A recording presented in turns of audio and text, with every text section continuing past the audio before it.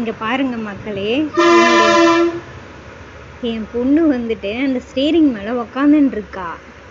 வாமா அப்படின்னு கூப்பிட்டா மேடம் வந்துட்டு வரமாட்டாளாம். நான் வேற கூப்பிட்டுட்டே இருக்கேன். அந்த தம்பியும் போமா அப்பதான் இன்னொரு வாட்டி தூக்குவேன்னு சொல்றாப்பல. அப்போ கூட மேடம் வந்து போலாமா வேணாவா போலாமா வேணாவான்னுட்டு தூக்கம் கண்ணில் சொருகுது. அப்போ கூட வரலா பார்த்தீங்களா? அந்த ஸ்டீரிங் மேலேயே தான் உட்காந்துட்டு இருக்கா. மேடம் அப்படியே சொட்டிங் அதிகமாக வந்துருச்சு.